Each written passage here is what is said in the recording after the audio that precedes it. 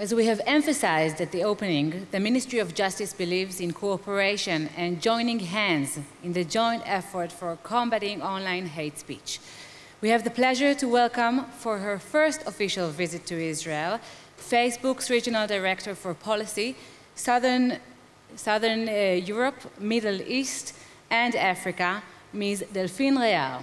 Thank you. It is an honor to be here today, and I wanted to express my deep thanks to Minister Shaked for your kind invitation to take part in this conference today. I also wanted to express my thanks to the Ministry of Foreign Affairs for having Facebook in this conference. Facebook is grateful for this opportunity. It is really important for us to be here today as you work on this important issue, and I especially like the title of your conference, How We Can Fight Together Online Hate Speech. It is also important for me here to be here in Israel today as I take on the new role to cover policy for Facebook in the region of Middle East and Africa. And it's very symbolic and very important for me to be here today. It was very profound for me to go and visit Jerusalem yesterday, and I think it's inviting us to a very strong reflection upon our responsibility in terms of powers and responsibilities. Facebook always had a strong stance against hate speech, racism, incitement to violence, or extremism. This has been very much in our DNA from the day this service was made available to a large public. What has changed, though, over the last 18 months is our investment to making sure we're getting much better how we enforce our policies. We've invested massively in people to do better content moderation. We've taken a hard look at our policies and the gaps we may have in our policies, and we're working on closing those gaps in dialogue and discussions with people represented today in the room, associations, NGOs, those are very important partners for us, and also governments. We're in listening mode, and we are really continuing to refine and improve our policies in this matter. We have invested in providing better tools for our reviewers and better trainings for our reviewers so that they can make better decisions on the type of content they have to make decision on.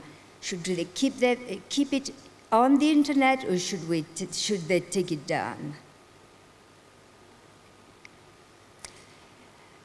Under the European Code of Conduct, which we have embraced, we have been investigated and tested for the last 2 years by independent NGOs to measure the efficiency of our moderation system when it comes to hate speech. And these tests prove and show that we've made a lot of progress, so our investment has paid off, and we've gotten better at detecting and taking down hate speech content that were reported to us. We've made considerable progress, however, we're certainly not content with the current situation. We recognize the immense challenges that we face, all of us as societies, as there's a rise for polarization, extremism, violence, and hate speech continues to spread in our societies. So we want to do more, and we want to do more with all of you gathered here today. Doing more means that we engage closely with bodies such as the Cybercrime Unit under the State Attorney's Office here in Israel. Dear Haim, thank you so much for the cooperation here, a very constructive one. We do this in Israel as we do this in governments across the world. This is a very important pivot of the work we're doing.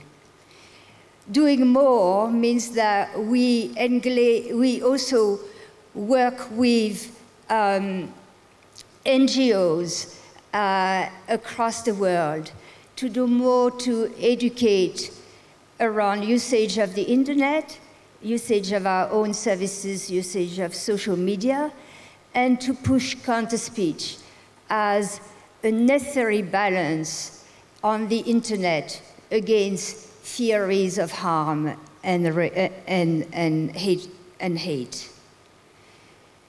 Doing more means that we at Facebook are reinforcing significantly our effort to promote integrity for the content and accounts on our platform. This is important, and I want to highlight this today, because there's a high correlation between fake account and unauthentic behaviors and fake news and hate speech. There's a huge correlation between those different types of behaviors and content.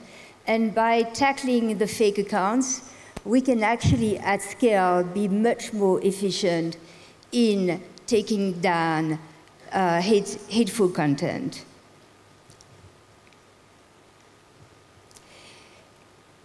We hear the desire of governments to introduce new regulation. We discuss with you. We understand the objective that the government pursue when they want to create new laws.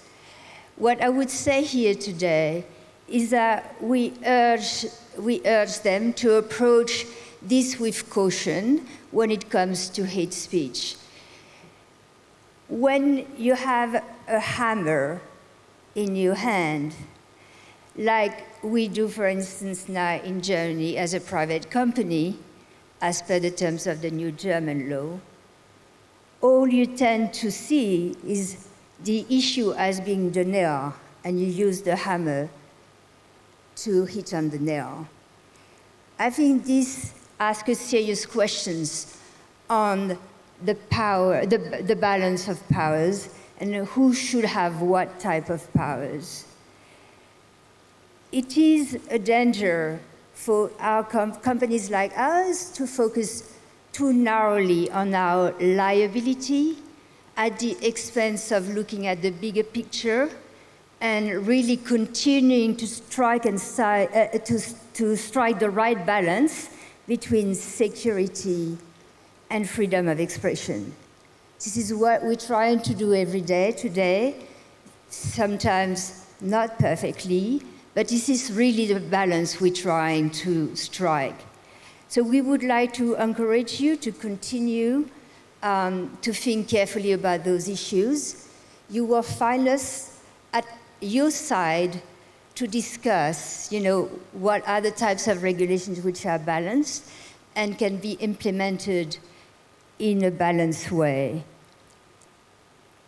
We urge government, as you did, dear Taliha, to take a hard look at existing legislation and to wonder and to ponder whether existing legislations are enough. They can be enough. And at the end of the day, hate speech is hate speech, whether it's online or offline.